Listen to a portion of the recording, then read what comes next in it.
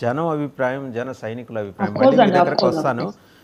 Of course. మనతో పాటు రాకేష్ గారు జాయిన్ అయ్యారు. డూండి రాకేష్ గారు, తెలుగుదేశం పార్టీ రాష్ట్ర వాణిజ్య విభాగం అధ్యక్షులు. నమస్తే రాకేష్ గారు. రాకేష్ గారు నమస్తే. నమస్తే. ఈ కూటమి కట్టిన నాటు ఉన్న ప్రమాణాలు పెళ్లినాటి ప్రమాణాలు అంటారు.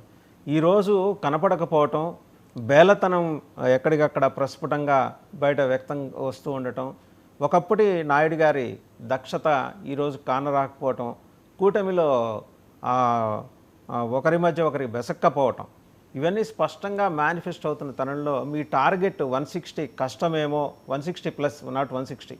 అచ్చెన్నాయుడు గారు ఎప్పుడు స్టికాన్ అయి ఉన్నారు దానికి, 160 ప్లస్కి కష్టమేమో అనిపిస్తుంది. ఈవెన్ పొలిటికల్ పండిట్స్ కూడా అదే రకమైన అభిప్రాయాన్ని వ్యక్తం చేస్తున్నారు.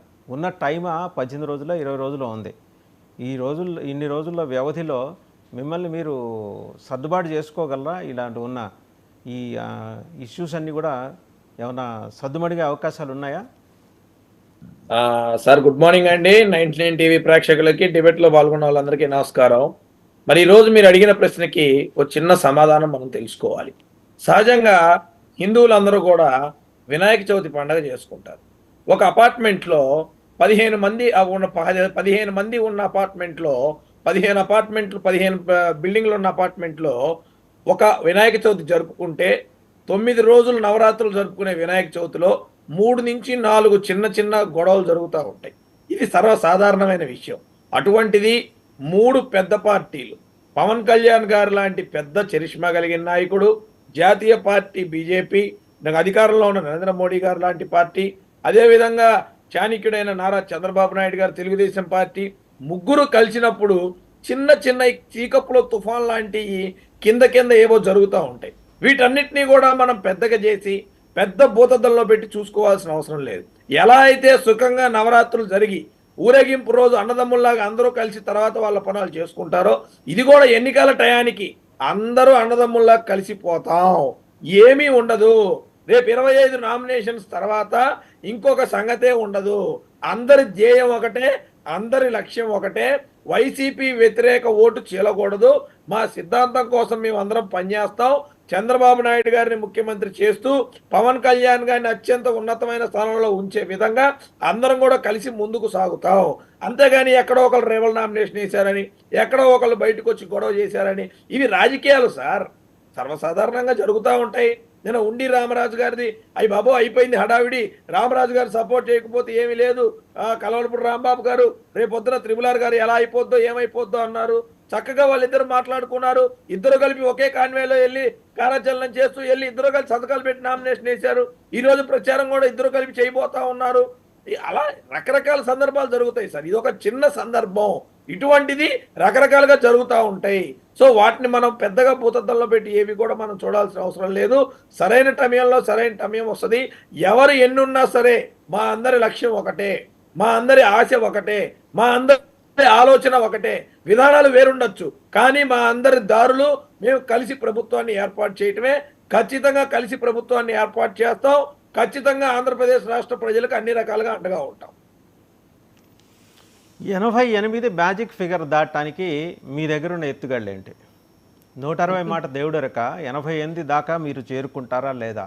ఈ ప్రశ్న మీ నాయకుల్లోనే వస్తుంది, బయటికి చెప్పుకోలేరు. ఎందుకంటే ఈ ప్లాట్ఫామ్స్ మీద అసలు మాట్లాడలేరు. వస్తుంది ఎందుకు అట్లాంటి బేలతనం వచ్చేసింది ఒకసారిగా కూటమిలో?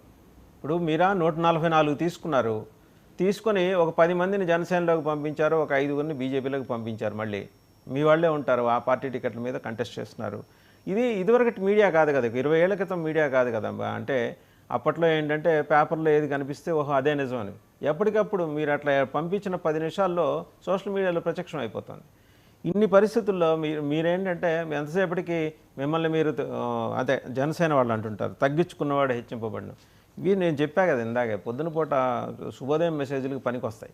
ప్రాక్టికాలిటీకి వచ్చేప్పటికీ గెలిచి తీరాలి, ఖచ్చితంగా కూటమి అధికారం చేపట్టబోతోంది అనే కాన్ఫిడెన్స్ని చాలా బలంగా ఇవ్వలేకపోతున్నారు కూటమి. ఒకప్పుడు ఒక 20-30 ఏళ్ళ క్రితం ఉన్న నాయుడు గారి, 20 ఏళ్ళ క్రితం ఆ మాటకి ఎందుకు 2014 ముందున్న నాయుడు గారి కాన్ఫిడెన్స్ ఇవాళ ఆయనలో కనపట్టలేదని మీ పార్టీ నాయకులు అంటున్నారు. Private sir, conversations. నేను చెప్తున్నా, నాయుడు గారు చాలా కాన్ఫిడెన్స్ గా ఉన్నారు.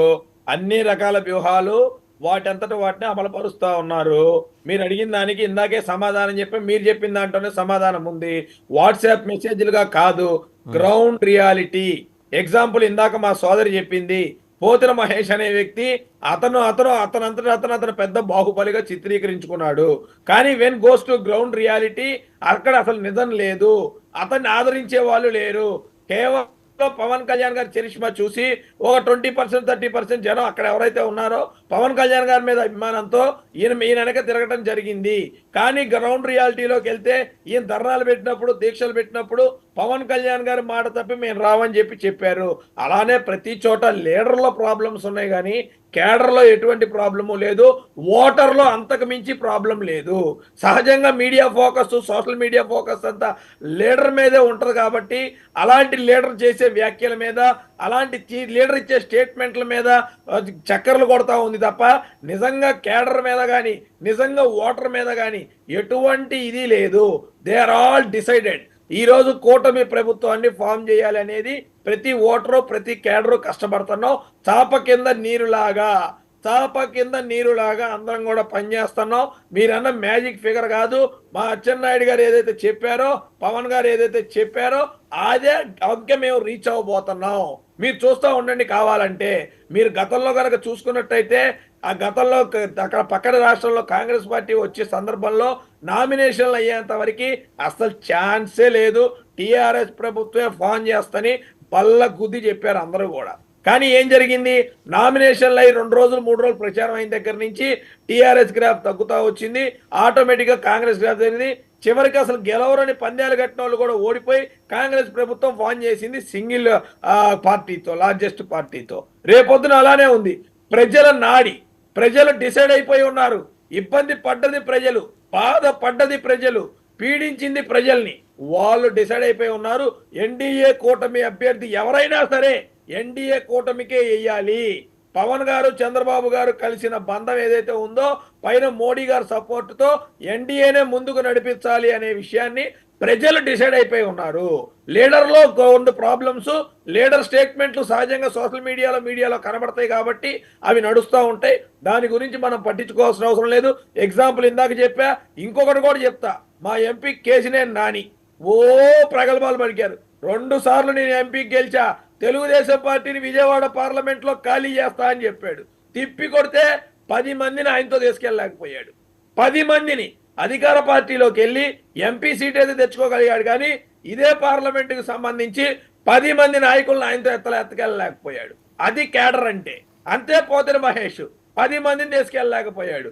అది కేడర్ అంటే. వాళ్ళు చెక్కు చెదరలేదు సార్.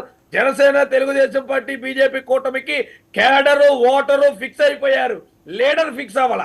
ఆ లీడర్ ఎవరైతే ఫిక్స్ అవ్వలేదో వాళ్ళ బాధ వాళ్ళు పడతారు. కానీ కేడరు, ఓటరు నిరంతరం పనిచేస్తానో, తెలుగుదేశం పార్టీ ఎన్డీఏ కూటమి అధికారంలో రావడానికి పనిచేస్తాం. మనతో పాటు తిరుపతిరావు గారు, అలాగే శేఖర్ రెడ్డి గారు కూడా జాయిన్ అయ్యారు. ఒకసారి ముందు తిరుపతిరావు గారి దగ్గరికి వెళ్దాం. పూడి తిరుపతిరావు గారు బీజేపీ అధికార